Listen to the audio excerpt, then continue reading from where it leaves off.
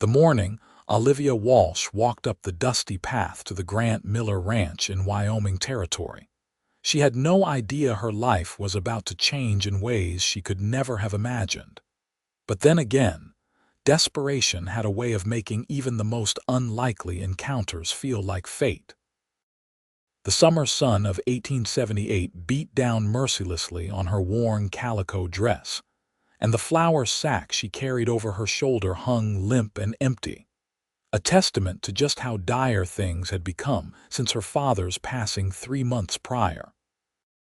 The small homestead she now struggled to maintain alone sat 15 miles outside of Humboldt, and the journey to the nearest neighbor had taken her most of the morning on foot after their only horse had gone lame. She paused at the gate, taking in the sprawling ranch before her.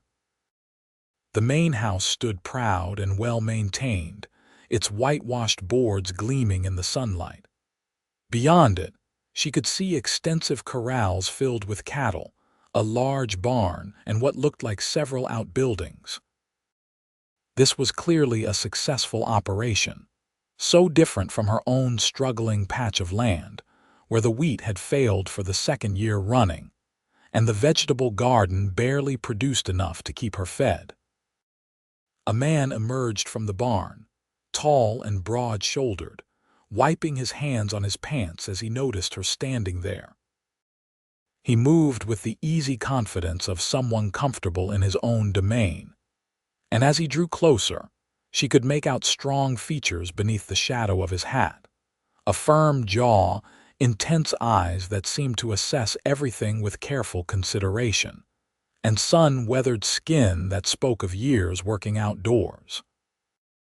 "Can I help you, miss?" His voice was deep and measured, neither unfriendly nor overly warm, just the cautious greeting of a man used to handling his own affairs. Olivia straightened her spine, trying to muster what remained of her pride. She was 19 years old, alone in the world and about to ask a stranger for help. "I am Olivia Walsh. I own the homestead over on Blacktail Creek. I was hoping to borrow some flour if you could spare it. I can repay you when my crops come in next season." The man removed his hat, revealing thick, dark hair that curled slightly at the ends from sweat and humidity. "Garrett Nash, I own this place." He studied her with those penetrating eyes, and she felt herself flush under his scrutiny. "Blacktail Creek, that is quite a walk." "Yes, sir, it is." She held up the empty flour sack. "I would not ask if the situation were not urgent. I have been trying to make do with cornmeal, but I used the last of it yesterday, and I need to bake bread to get through the next few weeks until I can make it to town."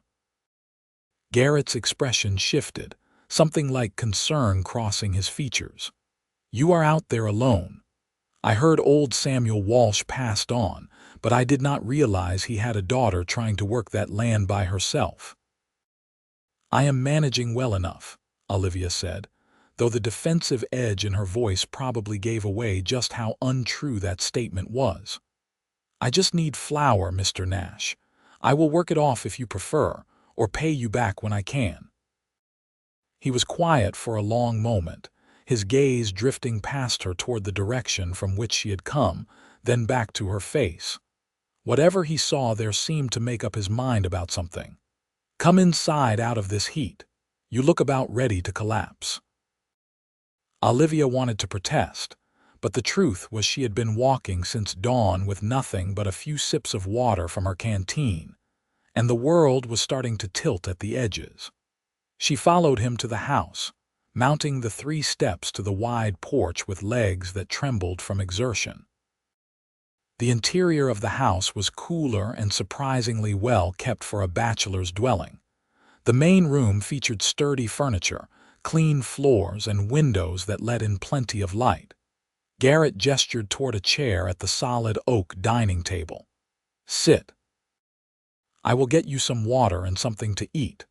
"That is not necessary. I just need the flour." He ignored her protest, returning moments later with a tin cup of cool water and a plate containing thick slices of ham, cheese, and bread. "Eat. We can discuss flour after you have had some food." The sight and smell of the food made Olivia's stomach clench with hunger so fierce it almost hurt. She had been rationing her supplies for weeks, and a proper meal seemed like an impossible luxury. Pride warred with need, and need won out. She ate slowly, trying to maintain some semblance of dignity, but the food was so good she nearly wept. Garrett sat across from her, his own cup of water in hand, watching her with an expression that was difficult to read. "How long have you been out there alone?" 3 months since my father died. He took sick suddenly, fever and chills. By the time I could get the doctor out from town, it was too late.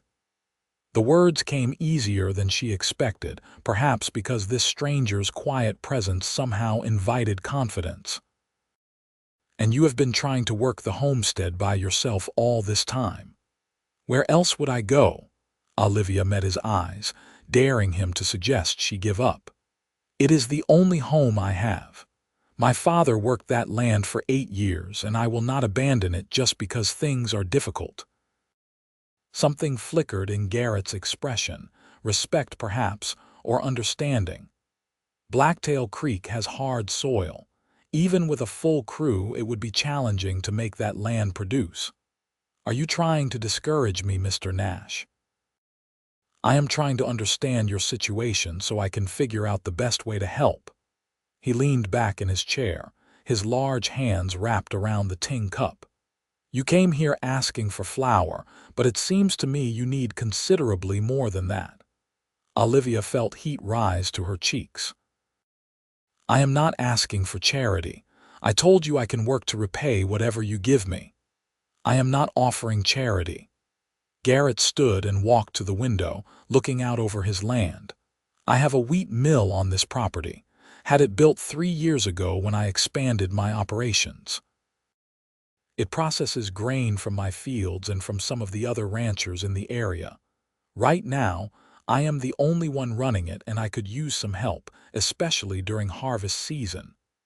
"I do not understand." He turned back to face her.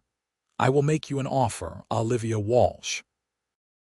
You can have all the flour you need as much as you want, for as long as you need it. In exchange, you help me run the mill 2 days a week. The work is not easy, but I suspect you are not afraid of hard work." She stared at him, trying to process what he was suggesting. "You would give me flour, unlimited flour, just for 2 days of work each week. The mill produces enough flour to supply half the territory. What I am offering you is not even a fraction of what we process, and I genuinely do need help. Running the mill properly takes 2 people, and I have been managing alone for months since my previous helper moved east to marry." He crossed his arms, his expression serious. "This is a fair trade, not charity. You would be earning what I give you." Olivia's mind raced. 2 days, a week working here would still leave her 5 days to manage her own property. With a steady supply of flour, she could at least feed herself properly, and maybe even trade some for other necessities in town. It was far more generous than she had any right to expect, but something in Garrett Nash's steady gaze told her he was the kind of man who did not make offers he did not intend to honor. "Why would you do this for a stranger?" "Because I know what it is like to try to make something of yourself in this territory with limited resources. Because your father was a decent man who never caused problems for his neighbors. And because I can see you are determined to make it on your own, and I respect that." He returned to the table, extending his hand. "Do we have an agreement?" She looked at his outstretched hand, calloused and strong, the hand of a man who worked hard for what he had. Then she placed her smaller hand in his and felt the firm warmth of his grip. "We have an agreement, Mr. Nash." "Garrett, if we are going to be working together, you might as well call me by my given name. Then you should call me Olivia." He smiled for the first time since she had arrived, and it transformed his serious face into something almost boyish. "Olivia it is." "Now, Let me show you the mill, and we can get you started with that flour you need." The wheat mill stood about 100 yards from the main house, a sturdy wooden structure built beside a fast-moving creek that provided the water power to turn the massive grinding stones inside. Garrett explained the operation as he led her through, his voice taking on an enthusiasm that revealed his pride in what he had built. The air inside smelled pleasantly of grain and fresh cut wood, and the machinery, though idle at the moment, looked well maintained and efficient. "The harvest will start in about 6 weeks, Garrett explained, running his hand along one of the large grinding stones. "That is when things get really busy. Wagons will be coming in from all over the area, and we will be running the mill from dawn until well after dark most days. During the slower times like now, we mostly do maintenance and process smaller orders. Either way, there is always work to be done."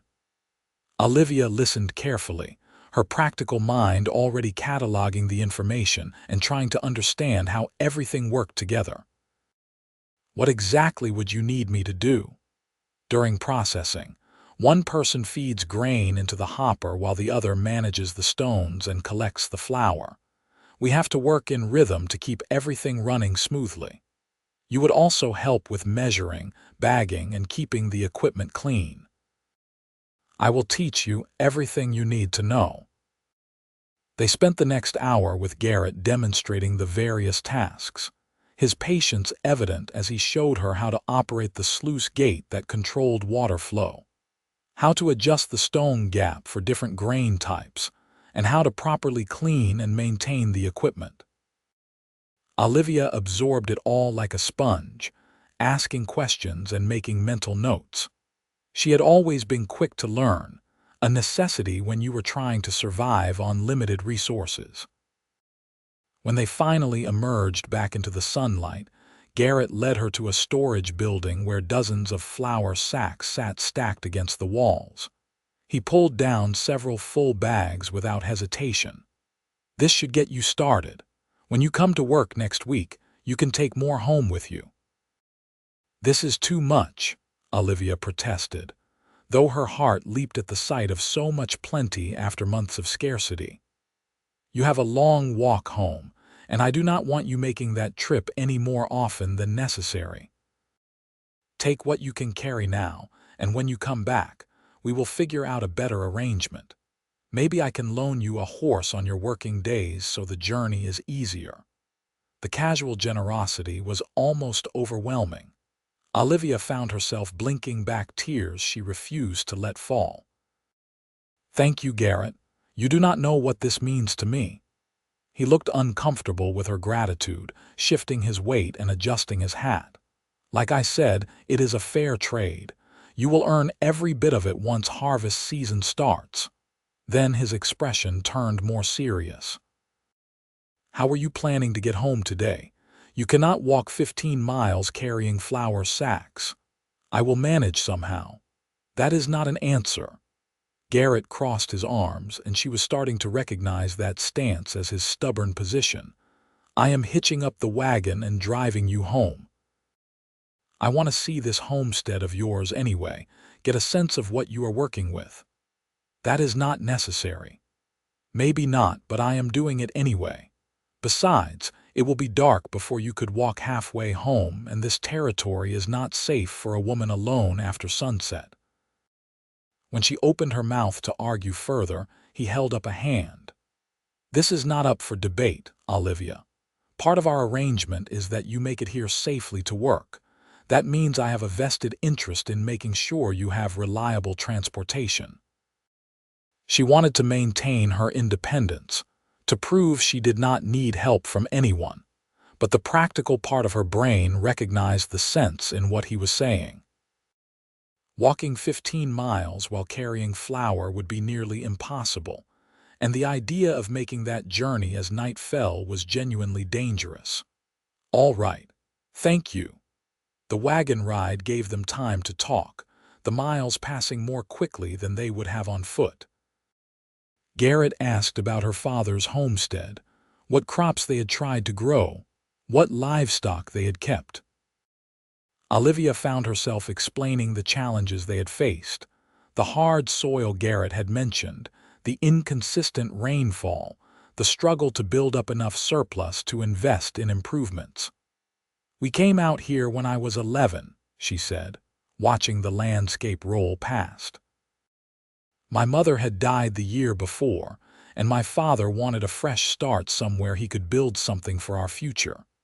He was a good man, hardworking and optimistic, but the land has been harder than he expected. Most people underestimate what it takes to survive out here," Garrett said. "For every successful ranch or farm, there are 3 failed attempts. It takes capital, good land, favorable weather, and a fair bit of luck. Which do you think we lacked?" He was quiet for a moment, considering. "Honestly, probably all of the above. But that does not mean it was a mistake to try. Your father gave you a home and a piece of land that is yours. That is more than a lot of people have." When they reached the homestead, Olivia tried to see it through Garrett's eyes and felt her heart sink. The cabin was small and weathered, the barn in need of repair, and the fields showed clear signs of struggle with patchy growth and large sections of exposed earth. It was not impressive by any standard, and compared to Garrett's prosperous ranch, it must have looked like poverty itself. But Garrett did not comment on the state of the property. Instead, he helped her unload the flour sacks, carrying them into the cabin and stacking them neatly in her small pantry. He looked around the single-room dwelling with its simple furnishings: the stove that had seen better days, the small bed in one corner, and the few personal possessions that were all she had left of her family. "You keep it clean," he observed. "That matters. Shows you have not given up." "I will never give up." The words came out fiercer than she intended. "This is my home, whatever it looks like." Garrett met her eyes and she saw understanding there. "I believe you, but that does not mean you have to do everything alone." He pulled out a small notebook and pencil from his pocket, scribbling something before tearing out the page. "This is a list of some repairs I noticed on the barn and the chicken coop. When you come to work at the mill, I will send one of my ranch hands back here with materials and tools to fix them. Consider it part of our arrangement. Garrett, you are already giving me more than I can repay. You will repay it with your work. Good workers are hard to find, Olivia, and something tells me you are going to be very good at running that mill." He handed her the paper. "I will see you Monday morning.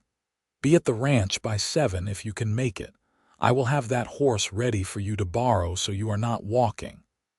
As she watched his wagon disappear down the dusty track, Olivia felt something unfamiliar stirring in her chest. It was not just gratitude, though she felt plenty of that. It was something more complex, a sense that her life had just shifted onto a different path, one she had not anticipated. Garrett Nash was not what she had expected when she set out that morning to borrow flour. He was generous without being condescending, practical without being cold, and he treated her like an equal partner in a business arrangement rather than a charity case. She went back inside and looked at the flour sacks stacked in her pantry, more food security than she had seen in months. Then she read the list of repairs he had noted, small things she had been trying to ignore because she lacked the materials and expertise to fix them properly. He had seen them in a single visit and immediately offered solutions. That night, for the first time since her father died, Olivia made proper bread. The smell filled the small cabin, and when she pulled the golden loaves from the oven, she allowed herself a moment of pure joy. She ate 2 thick slices with butter she had been hoarding for a special occasion, and the simple pleasure of good bread with a full stomach felt like a blessing. Monday morning found her up before dawn, washing and dressing in her best work clothes, which were not much better than her regular clothes but at least had fewer patches. She plaited her dark hair into a practical braid, and set out walking toward the Nash ranch, determined to arrive on time even though Garrett had mentioned lending her a horse. She had made it about 5 miles when she heard hoofbeats behind her and turned to see Garrett riding toward her, leading a second horse by the reins. He reined in beside her, looking both exasperated and slightly amused. "I told you I would have a horse ready for you at the ranch. You did not have to walk. I did not want to be late. You would not have been late. I expected you to arrive around 8, not 7. He dismounted and handed her the reins of the second horse, a gentle-looking mare with kind eyes. "This is Daisy. She is patient and steady, perfect for the ride back and forth. You can keep her at your place on the days you are not working if that makes things easier." Olivia stared at him. "You are lending me a horse to keep at my homestead. You will need her for work days anyway, and it seems silly to have her just standing in my stable the rest of the week. This way you can use her for your own errands too, get to town more easily for supplies." He swung back up onto his own mount. "Can you ride?" "Yes, my father taught me." She mounted Daisy with practiced ease, settling into the saddle and taking up the reins. The mare responded to her light touch, and she felt a rush of freedom at being on horseback again. It had been months since their horse had gone lame, and she had missed the speed and ease of riding. They rode the remaining miles together, and Olivia found herself stealing glances at Garrett as they traveled.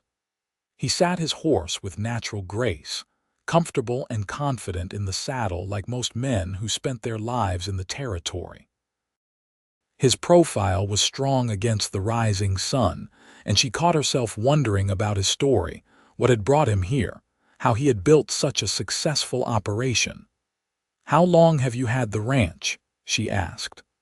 "I homesteaded the land 9 years ago when I was 22. Built it up from nothing, just like your father tried to do." He glanced at her. "Difference is I had some capital to start with. My father died and left me a small inheritance, enough to buy good breeding stock and proper equipment. I also got lucky with the land, found a spot with good water and decent grass. So you were not that much older than I am now when you started." "No, I guess I was not. Seems like a lifetime ago." He was quiet for a moment. "I know what it is like to be alone out here trying to build something. My mother passed when I was young, and my father died the year before I came west. No siblings, no close family. It is part of why I understand what you are going through." They arrived at the ranch just as the sun fully cleared the horizon, painting the sky in shades of pink and gold. Garrett showed her where to stable Daisy, then led the way to the mill. The next several hours passed in focused work as he taught her the intricacies of operating the equipment. There was a rhythm to it, a dance between water power, stone grinding, and human coordination that required attention and timing. Olivia discovered she loved it.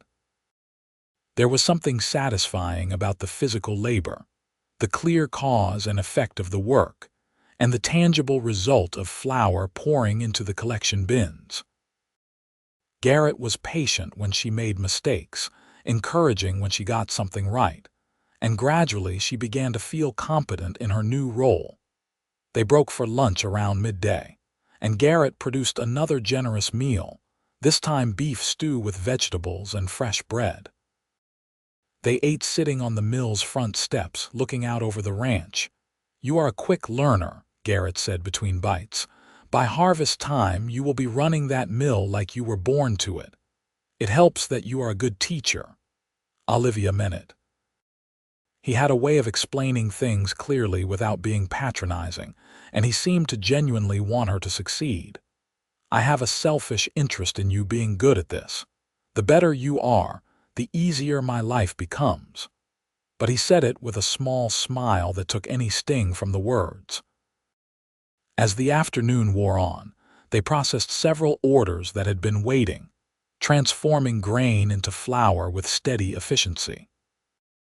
Olivia found herself watching Garrett as he worked, noting the strength in his arms as he lifted heavy sacks, the concentration on his face as he adjusted the stones, the care he took with every aspect of the operation.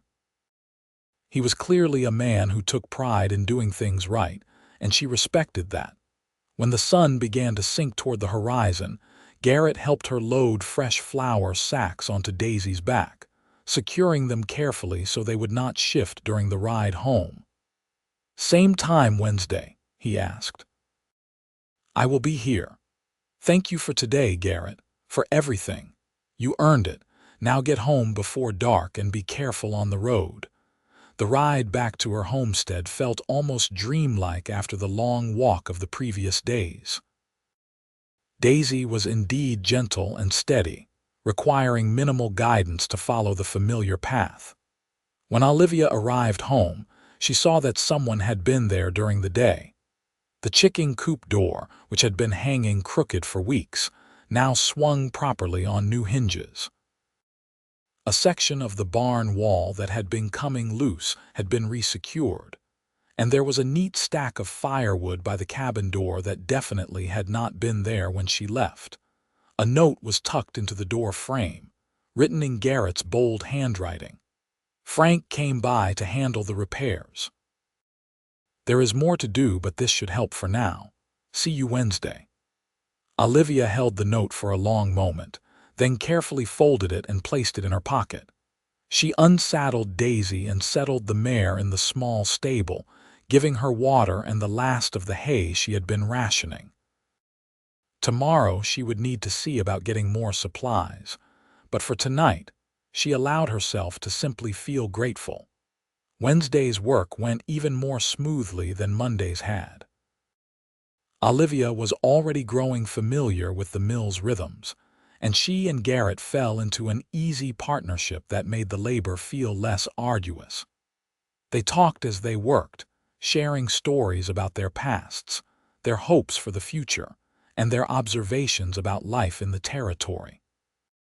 She learned that Garrett had a dry sense of humor that occasionally broke through his serious demeanor, making her laugh with unexpected comments about the quirks of his various customers, or wry observations about ranch life. He learned that she had a sharp mind for figures and could calculate weights and measurements in her head faster than he could write them down, a skill that impressed him considerably. "Where did you learn mathematics like that?" he asked after she rattled off a complex conversion without hesitation. "My mother was a schoolteacher before she married my father. She educated me at home, made sure I could read, write, and cipher as well as any boy. She said a woman needed to be able to handle her own accounts. She was a wise woman. She was. I wish she could have lived to see us settled here, though I suppose she would have worried about me managing alone." Olivia paused in her work, a flicker of sadness crossing her face. "Both my parents worked so hard to give me a better life, and here I am barely scraping by." Garrett stopped what he was doing and looked at her directly. "You are surviving alone on a hardscrabble homestead at 19 years old. You have kept your father's dream alive when many would have sold out or given up entirely. I would say you are doing considerably better than barely scraping by." His words settled something in her chest, easing a knot of anxiety she had been carrying for months. "Thank you for saying that." "I am not just saying it, I mean it." The weeks began to fall into a pattern. Olivia worked at the mill twice a week, sometimes 3 times when there were large orders to process.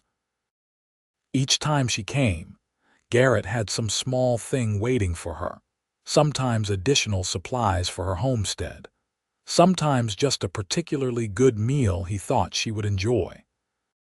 She began to protest less, understanding that this was how he showed care, through practical help rather than empty words. In return, she brought him things from her own meager resources: fresh eggs from her chickens, wild berries she had gathered, vegetables from her garden when they came in.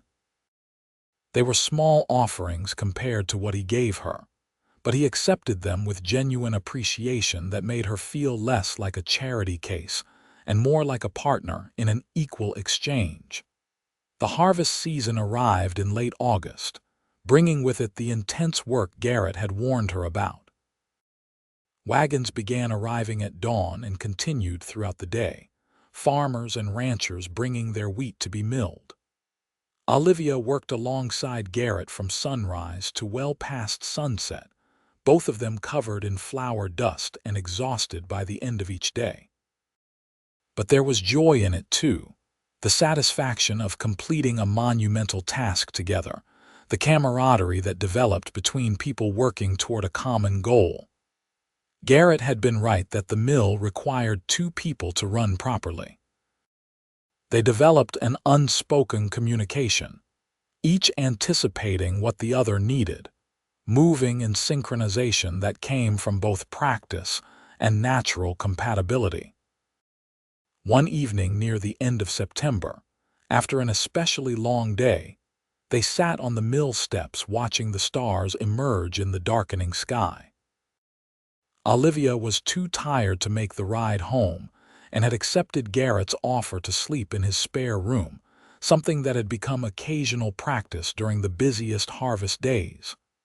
"I could not have managed this season without you," Garrett said quietly. "You know that, right? You managed fine before I came along." "No, I survived before you came along. There is a difference."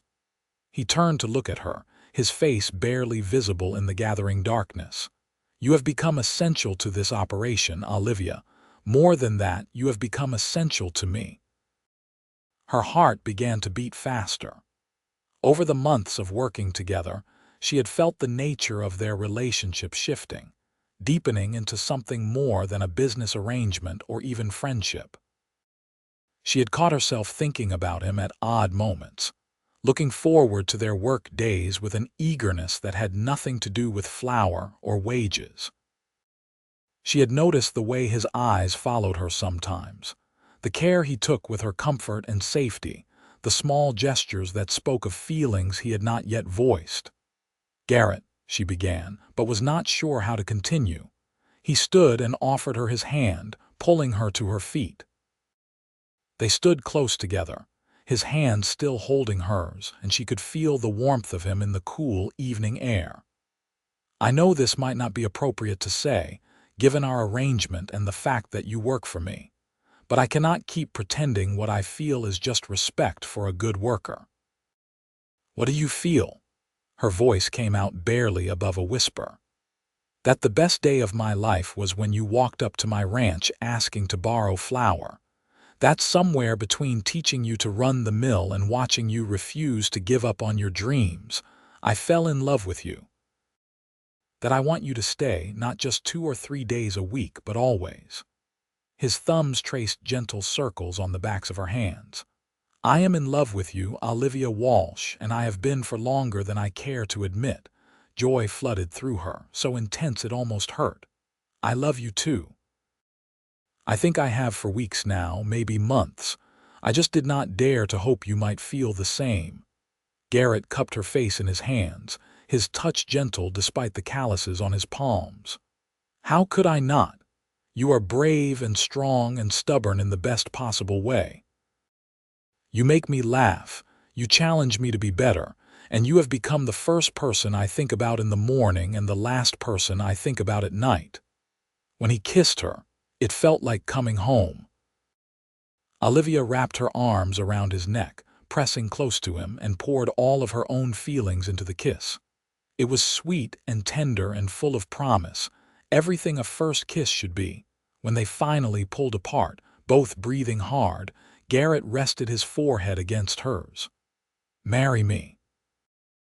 I know it is fast, and I know we should probably court properly for a while first, but I cannot imagine my life without you now. Marry me and we will build something together, not just this ranch but a real life, a family." "Yes." She did not even have to think about it. "Yes, I will marry you."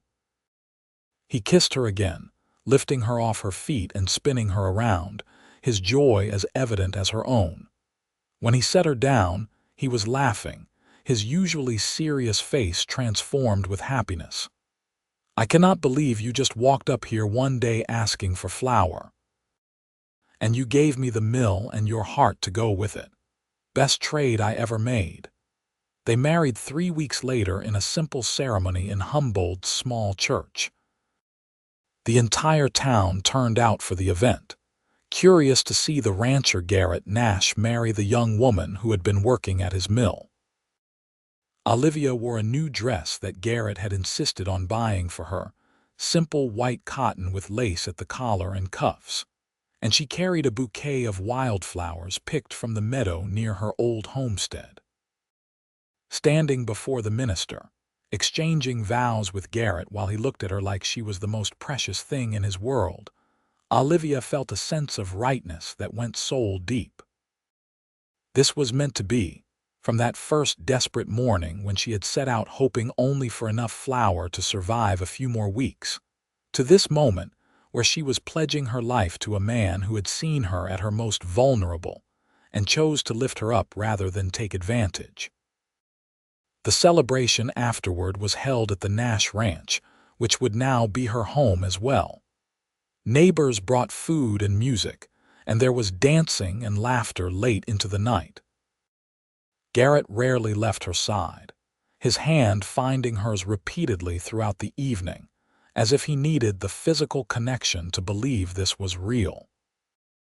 When the guests finally departed and they were alone in the house that was now theirs together, Garrett carried her over the threshold despite her laughing protests. He set her down gently in the bedroom, and the laughter faded as they looked at each other with new understanding. This was their wedding night, the beginning of their life as husband and wife. "I love you," Garrett said, brushing a strand of hair from her face. "I will spend every day trying to make you happy. You already make me happy. You have since that first day when you could have just given me a bit of flour and sent me on my way, but instead, you gave me dignity and purpose and hope." She reached up to touch his face, tracing the line of his jaw. "I love you, Garrett Nash, and I am so grateful that I asked to borrow flour from you instead of someone else." Their wedding night was tender and sweet, two people who had built trust and friendship over months finally expressing the full depth of their feelings.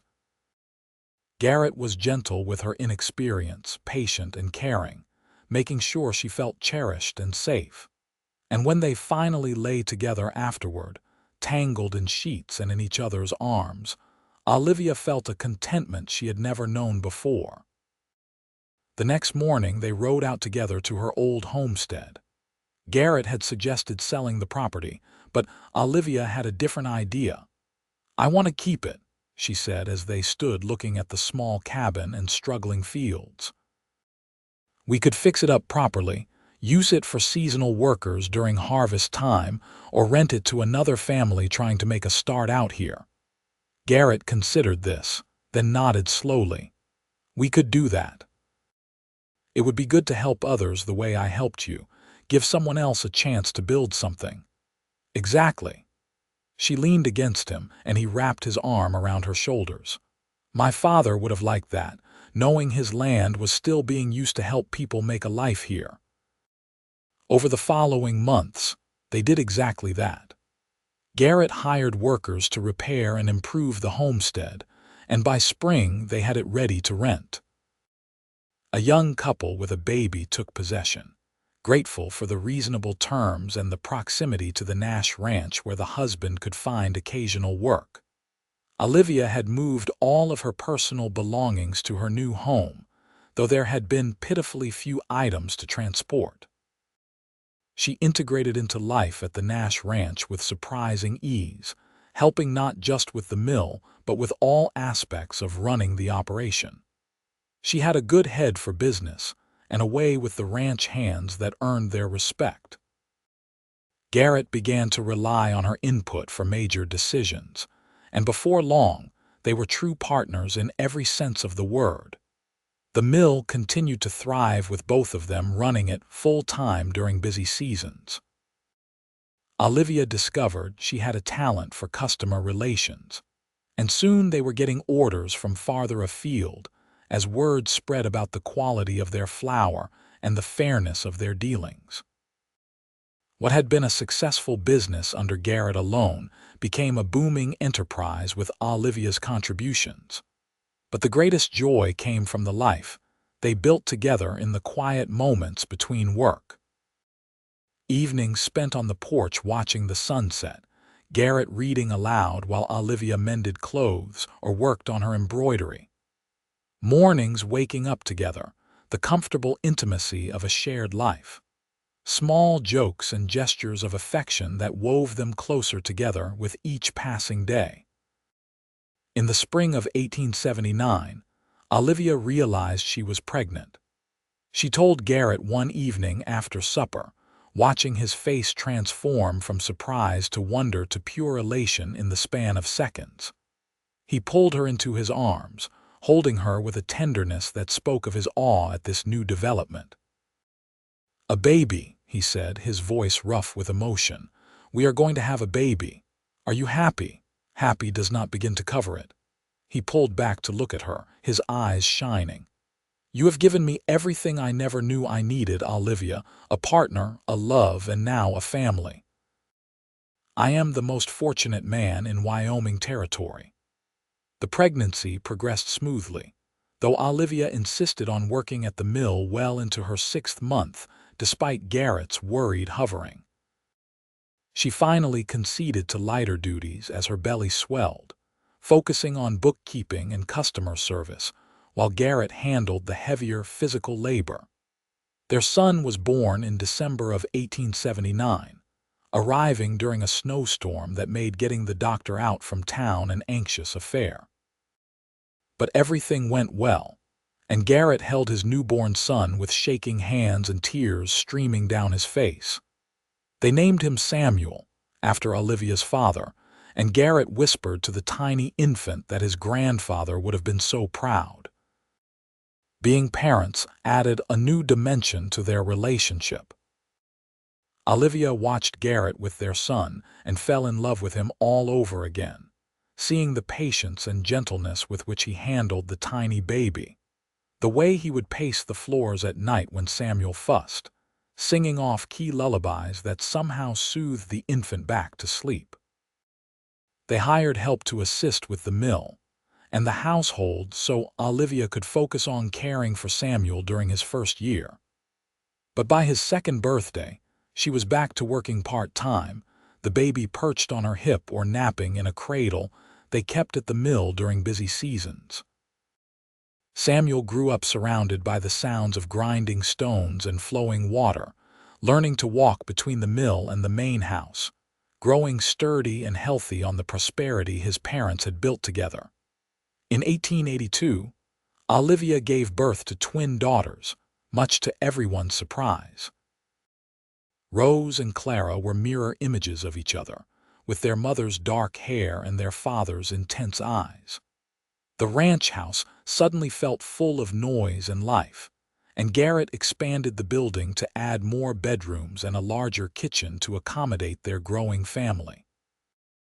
The mill continued to prosper, and Garrett and Olivia expanded operations to include not just wheat but other grains as well.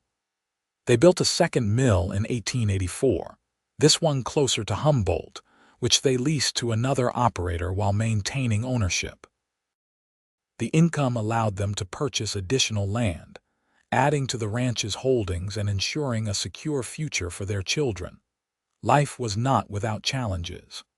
There were hard winters and summer droughts, years when the harvest was poor and they had to be careful with resources.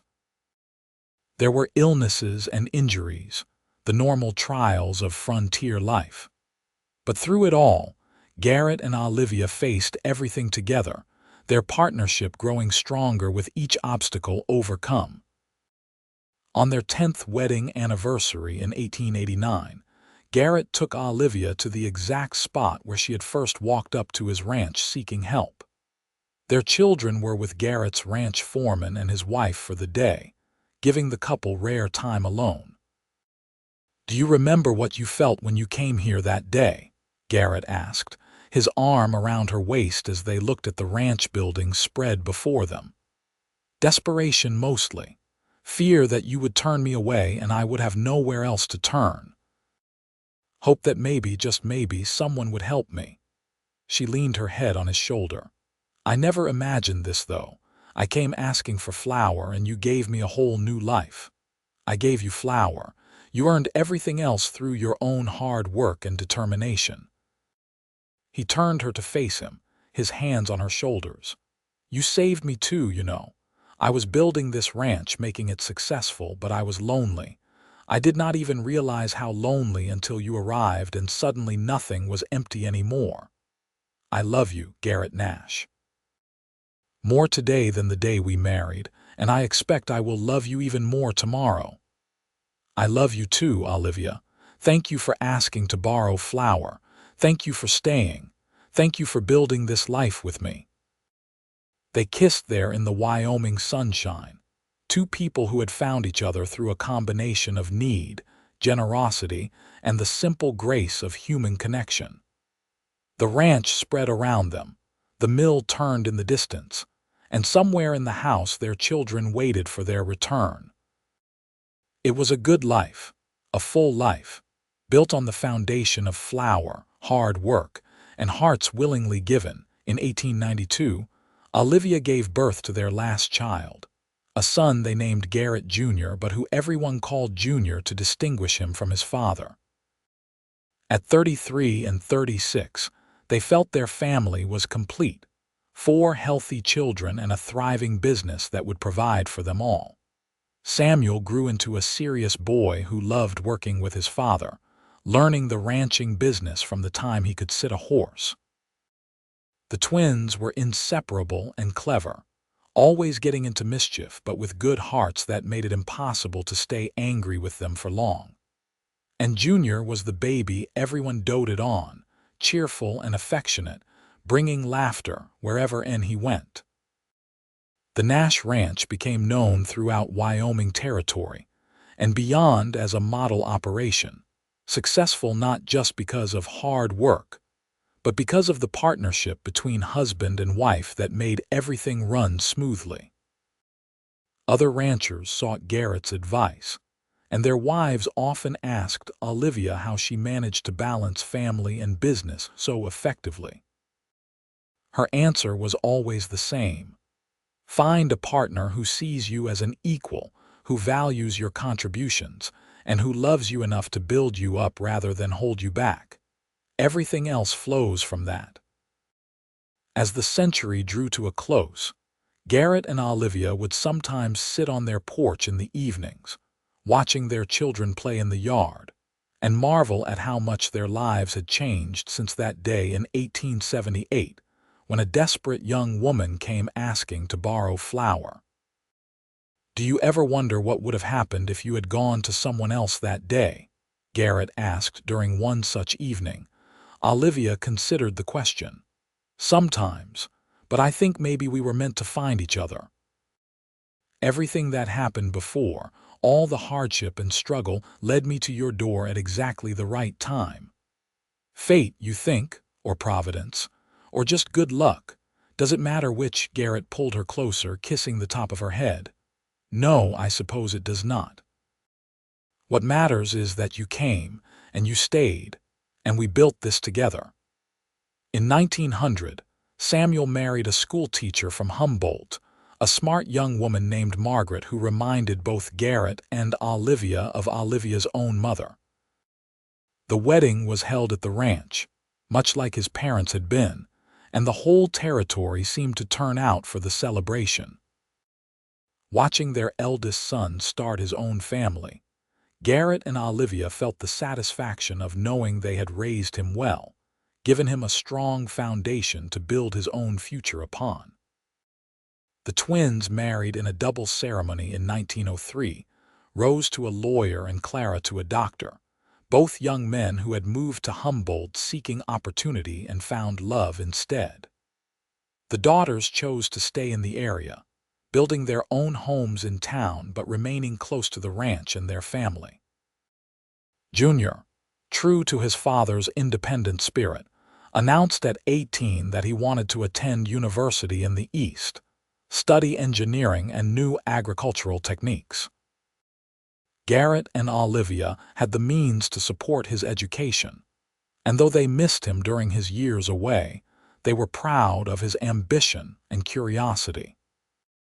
As Garrett and Olivia grew older, they gradually turned over more of the ranch operations to Samuel and his wife, though they remained active in running the mills. The original mill had become something of a landmark, and visitors would sometimes stop by just to see the operation and hear the story of how it had brought Garrett and Olivia together. Garrett never tired of telling the story, though he always gave Olivia credit for the courage it took to ask for help when she needed it. "Pride can destroy a person out here," he would say. "My wife knew when to set pride aside and reach out, and that strength saved her life and made mine worth living." In 1915, on a warm summer evening not unlike the one where they had first declared their love, Garrett and Olivia sat together on their porch, now aged 58 and 55 respectively. 4 children grown and married, 9 grandchildren between them so far, and a ranch that was more prosperous than either had dared dream back in 1878. "Are you happy?" Garrett asked, the same question he had asked countless times over the years. Olivia laced her fingers through his, both their hands showing the weathering of age and hard work. "Happy does not begin to cover it. Content, fulfilled, grateful, blessed beyond measure. Me too." He raised her hand to his lips, kissing it gently. "You know what I think about sometimes? That young man I was before you came into my life. I had everything I thought I wanted: success, security, a good reputation. But I was incomplete, and I did not even know it. You made me whole, Olivia. We made each other whole. That is what real partnership is. 2 incomplete people who fit together so perfectly that they become something greater than they were separately." As the sun set over the Wyoming landscape, painting the sky in brilliant shades of orange and pink, Garrett and Olivia sat together in comfortable silence. The mill turned in the distance, powered by the same creek that had provided its energy for nearly 40 years. The ranch spread around them, hundreds of acres of productive land supporting cattle and crops and the families who worked them. It had all started with a simple request for flour, from a desperate young woman to a lonely rancher who had the means to help. But it had become so much more than that. It had become a love story for the ages, proof that sometimes the most extraordinary things in life come from the simplest acts of generosity and the courage to accept help when it is offered. In their final years together, for Garrett passed away peacefully in 1923 at age 66, and Olivia followed him just 2 years later at 63, they never lost the sense of wonder at what they had built together. Their children and grandchildren inherited not just property and wealth, but the legacy of 2 people who had faced hardship with determination, met each other with open hearts, and built a life based on mutual respect, genuine partnership, and enduring love. The mills continued to operate for decades after their deaths, eventually becoming historic landmarks protected by the state. Tourists would visit and hear the story of Olivia Walsh, who asked to borrow flour, and Garrett Nash, the rancher who gave her the mill and his heart to go with it. Their great-grandchildren would tell the story to their own children, keeping alive the memory of 2 people who proved that sometimes the most meaningful things in life come from unexpected moments of connection. The Nash Ranch remained in the family for generations, a testament to what could be built when 2 people committed to facing life's challenges together. And though Garrett and Olivia were gone, their love story lived on, inspiring others to lead with generosity, accept help with grace, and never underestimate the power of a single act of kindness to change the course of a life. In the end, That is what it came down to. Olivia had needed flour, a simple, practical necessity. Garrett could have given her a single bag and sent her on her way. Instead, he saw beyond the immediate need to the person behind it, recognized a kindred spirit struggling to survive in unforgiving territory, and made a choice to help in a way that preserved her dignity while offering genuine support. That choice changed both their lives forever. It brought them together, created the foundation for a partnership that would last decades, and built a legacy that would extend far beyond their own lifetimes. All because a young woman had the courage to ask for help, and a good man had the wisdom to give it in a way that uplifted rather than diminished. Their story became legend in Wyoming, told and retold until it took on the quality of a fairy tale. But those who knew them personally, their children and friends and neighbors, knew that the reality had been even better than the legend. Because the real story was not just about flour or mills or prosperity. It was about two people who found each other when they each needed it most, who chose to build something together, and who loved each other faithfully through all the joys and sorrows that life brought their way. On Olivia's gravestone, placed next to Garrett's in the cemetery overlooking Humboldt, their children had inscribed a simple epitaph that captured the essence of their relationship. She asked to borrow flour. He gave her the mill and his heart to go with it. Together they built a life worth living. And indeed they had. From that first desperate morning in 1878 to their final years together in the 1920s, Garrett and Olivia Nash had lived fully, loved deeply, and left behind a legacy that would inspire generations to come. Their story was proof that real love could be found in unexpected places, that generosity could transform lives, and that two people committed to each other could overcome any obstacle life threw their way. The flour that Olivia had come asking for had long since been consumed, used to make bread that fed her during her darkest days. But the generosity that accompanied that flour had nurtured something far more enduring. It had nurtured hope, partnership, love, and ultimately a family and a legacy that would last long after the last grain of wheat had been milled. This was the true measure of Garrett's gift that day. Not the flour itself, but what it represented. A willingness to see another person's need and respond with wholehearted generosity. A recognition that we are all struggling in our own ways, and that the help we offer each other can make the difference between mere survival and true thriving. Olivia had never forgotten what it felt like to be desperate, to face an uncertain future with dwindling resources and no clear path forward. That memory made her generous in her own right, always ready to help others as Garrett had helped her. Together, they made their ranch a place where people in need could find assistance, where seasonal workers were treated fairly, and where young families trying to establish themselves could find support and encouragement. This ripple effect of generosity extended far beyond what either of them could have imagined that day in 1878. Families who were helped by the Nashes went on to help others in turn. Workers who were treated fairly by them carried that ethic to their own enterprises. Children who grew up seeing the partnership between Garrett and Olivia sought the same quality of relationship in their own marriages. The story of how they met, the simple transaction of flour that became something so much more, reminded everyone who heard it that small acts of kindness can have enormous consequences. It encouraged people to help when they could, to accept help when they needed it, and to recognize that we are all interconnected in ways we may not immediately see.